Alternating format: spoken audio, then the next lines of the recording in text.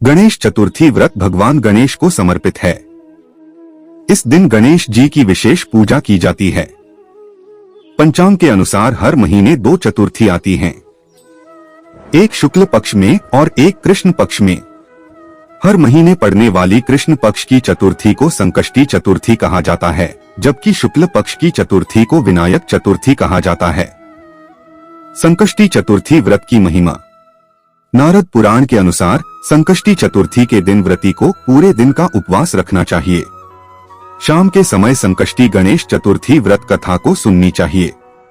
संकष्टी चतुर्थी के दिन घर में पूजा करने से नकारात्मक प्रभाव दूर होते हैं। इतना ही नहीं, संकष्टी चतुर्थी की पूजा से घर में शांति बनी रहती है, घर की सारी परेशानियां दूर होती हैं। गणेश जी भक्तों की हर मनोकामना पूर्ण करते हैं। इस दिन चंद्रमा को देखना भी शुभ माना जाता है। सूर्योदय से शुरू होने वाला संकष्टी व्रत चंद्र दर्शन के बाद ही समाप्त होता है। कहा जाता है कि संकष्टी चतुर्थी का व्रत नियमानुसार ही संपन्न करना चाहिए, तभी इसका पूरा लाभ मिलता है। इसके अलावा गणपति बप्पा की पूजा करने से यश, धन, वैभव और अच्छे स्वास्थ्य की प्राप्ति होती है। संकष्टी चतुर्थी 2023 मुहूर्त। पंचांग के अनुसार श्रावण अधिक मास के कृष्ण पक्ष की चतुर्थी तिथि 4 अगस्त 2023 को दोपहर 12:45 पर शुरू होगी। इसका समापन 5 अगस्त 2023 को सुबह 9:39 पर होगा। संकष्टी चतुर्थी के दिन चंद्रमा की पूजा का मुहूर्त 4 अगस्त को रहेगा। गणपति पूजा सुबह का मुहूर्त सुबह 7:25 से सुबह 9:05। शाम का मुहूर्त शाम 5:29 से रात 07:10। संकष्टी चतुर्थी पूजा विधि। गणेश संकष्टी चतुर्थी के दिन प्रातः काल स्नान आदि करके व्रत लें।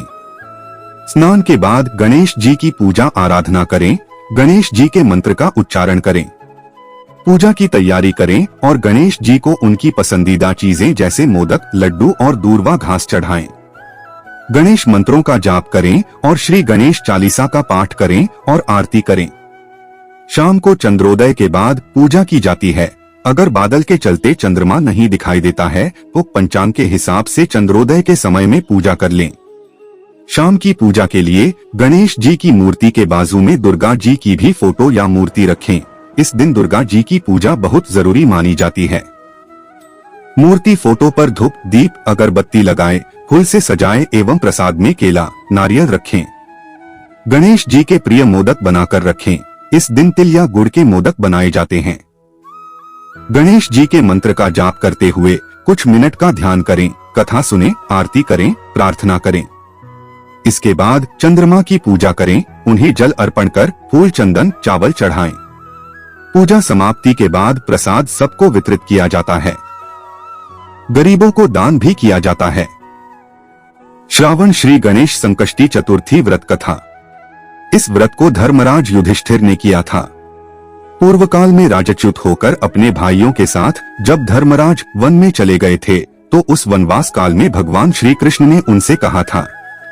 युधिष्ठिर ने भगवान कृष्ण से अपने कष्टों के निवारण के लिए जो प्रश्न किया था उस कथा को आप श्रवण कीजिए। युधिष्ठिर पूछते हैं कि हे पुरुषोत्तम, ऐसा कौन सा उपाय है जिससे हम वर्तमान संकटों से मुक्त हो सके? हे गदाधर, आप सर्वज्ञ हैं। हम लोगों को आगे अब किसी प्रकार का कष्ट न भुगतना पड़े, ऐसा उपाय बतलाइए। स्कंद कुमार जी कहते हैं कि जब धैर्यवान युधिष्ठिर विनम्र भाव से हाथ जोड़कर बारंबार अपने कष्टों के निवारण का उपाय पूछने लगे तो भगवान श्री कृष्ण ने कहा कि हे राजन, संपूर्ण कामनाओं को पूर्ण करने वाला एक बहुत बड़ा गुप्त व्रत है। हे युधिष्ठिर, इस व्रत के संबंध में मैंने आज तक किसी को नहीं बतलाया है। हे राजन, प्राचीन काल में सतयुग की बात है कि पर्वतराज हिमाचल की सुंदर कन्या पार्वती ने शंकर जी को पति रूप में प्राप्त करने के लिए गहन वन में जाकर कठोर तपस्या की, परंतु भगवान शिव प्रसन्न होकर प्रकट नहीं हुए। तब शैलतन्या पार्वती जी ने अनादि काल से विद्यमान गणेश जी का स्मरण किया। गणेश जी को उसी क्षण प्रकट देखकर पार्वती जी ने पूछा कि मैंने कठोर, दुर्लभ एवं लोमहर्षक तपस्या की किंतु अपने प्रिय भगवान शिव को प्राप्त न कर सकी। वह कष्ट विनाशक दिव्य व्रत जिसे नारद जी ने कहा है और जो आपका ही व्रत है, उस प्राचीन व्रत के तत्व को आप मुझसे कहिए। पार्वती जी की बात सुनकर तत्कालीन सिद्धिदाता गणेश जी उस कष्टनाशक शुभदायक व्रत का प्रेम से वर्णन करने लगे। गणेश जी ने कहा, हे अचल सुते, अत्यंत पुण्यकारी एवं समस्त कष्टनाशक व्रत को कीजिए। इसके करने से आपकी सभी आकांक्षाएं पूर्ण होगी और जो व्यक्ति इस व्रत को करेंगे उन्हें भी सफलता मिलेगी। श्रावण के कृष्ण चतुर्थी की रात्रि में चंद्रोदय होने पर पूजन करना चाहिए। उस दिन मन में संकल्प करें कि जब तक चंद्रोदय नहीं होगा मैं निराहार रहूंगी। पहले गणेश पूजन कर ही भोजन करूंगी, मन में ऐसा निश्चय करना चाहिए। इसके बाद सफेद तिल के जल से स्नान करें, मेरा पूजन करें तथा अपनी सामर्थ्य के अनुसार सोने, चांदी, तांबे अथवा मिट्टी के कलश में जल भरकर उस पर गणेश जी की प्रतिमा स्थापित करें। मूर्ति कलश पर वस्त्राच्छादन करके अष्टदल कमल की आकृति बनावें और उसी मूर्ति की स्थापना करें। तत्पश्चात षोडशोपचार विधि से भक्ति पूर्वक पूजन करें। मूर्ति का ध्यान निम्न प्रकार से करें, हे लंबोदर, 4 भुजा वाले, 3 नेत्र वाले, लाल रंग वाले, हे नीलवर्ण वाले, शोभा के भंडार, प्रसन्न मुख वाले गणेश जी, मैं आपका ध्यान करता या करती हूँ। हे गजानन, मैं आपका आवाहन करती हूँ। हे विघ्नराज, आपको प्रणाम करती हूँ, यह आसन है।